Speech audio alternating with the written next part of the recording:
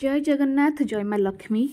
आजिर video आमे जानिबा केउं बार रे दाढ़ी बाल और नख काटिले शुभ एवं केउं बार रे दाढ़ी बाल एवं नख काटिबा अशुभ। तेबे दाढ़ी और चुटी बढ़ीगले आमे सेलून जाई एहाको काटि दियंती। सेथिपई बार उपरे अधिक गुरुत्व दियंती नाही।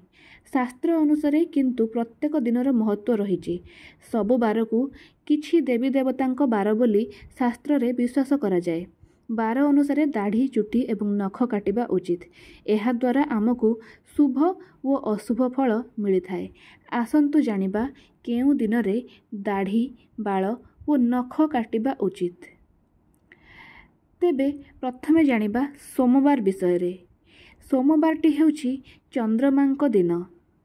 एही दिन बाल व नख काटिबा अत्यंत अशुभ होइथाए। सोमवार नख काटिले मानसिक अशांति रहिबा सह संतान मानकर स्वास्थ्य मध्य भल रुहे नाही। एही बार रे नख काटिबा, दाढ़ी काटिबा किंबा चुटी काटिबा अनुचित। तेबे एबे जानिबा मंगलवार विषय रे। मंगलवार रे दाढ़ी काटिबा अनुचित। एही दिन रे दाढ़ी निश चुटी इत्यादि काटिले आयुष कमी थाए। एही कारणरू सेलून गुड़िक प्रायतः मंगलवार दिन बंद रही थाए। वर्तमान जानिबा बुधवार विषय रे। एही बारटी बाल नख दाढ़ी इत्यादि काटिबा पई अत्यंत शुभंकर होइथाए। तेणु शास्त्र रे बुधवार दिन बाल नख एवं दाढ़ी काटिबा पई अनुमति दिया जाइछि। आपण एही दिन क्षीर हेबाकु चेष्टा करंतु। तेबे अन्य बार गुड़िक विषय जानिबा पूर्वरु माँ लक्ष्मींकर सच्चा भक्त माने कमेंट रे निहाती भावरे जय माँ लक्ष्मी लिखि दियंतु। जहा द्वारा माँ लक्ष्मींकर कृपा आपणको उपरे सदा सर्वदा रहिबो। भिडियोटी को लाइक एवं शेयर कर दियंतु एवं आम चैनल को सब्सक्राइब कर दियंतु। तेबे चलंतु जानिबा वर्तमान गुरुवार विषय रे। शास्त्र अनुसार एही बारटी माँ लक्ष्मींकर बार।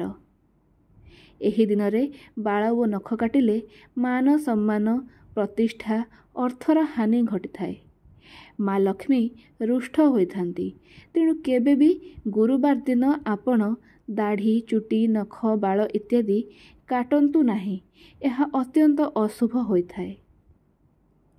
तेबे चलंतु जानिबा शुक्रवार विषय रे। तेबे एही बारटी नख दाढ़ी इत्यादि काटिबा पई अर्थात क्षीर हेबा पई अत्यंत शुभंकर अटे। शास्त्र रे शुक्रवार दिन क्षीर हेबार अनुमति रहिछि। आपण एही बार दिन क्षीर हेले कौनसी अशुभत्व आपणको जीवन को आसे नाही। तेबे चलंतु वर्तमान जानिबा शनिवार विषय रे। शनिवारटी को शनिदेवंकर बार बोली शास्त्र रे मान्यता रहिछि।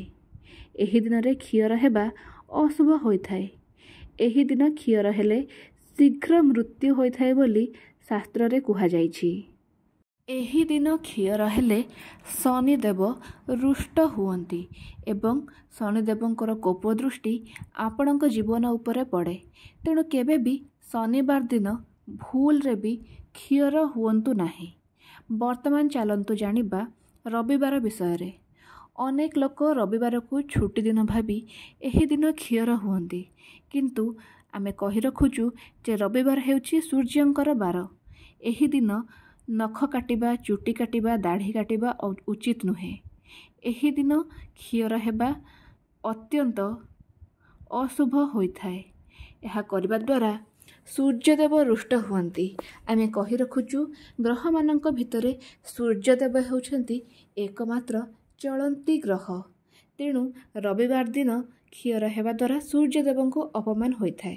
तेणु रविवार रे केबे भी क्षीर हुअंतु नाही। तेबे बंधुगण क्षीर हेबा पई सबुठु भल दिन हेउछि बुधवार एवं शुक्रवार। बंधुगण एही नियम को मानंतु, देखिबे आपणकर अनेक मंगल हेबो। माँ लक्ष्मी समस्तंकर मंगल करंतु। जय माँ लक्ष्मी।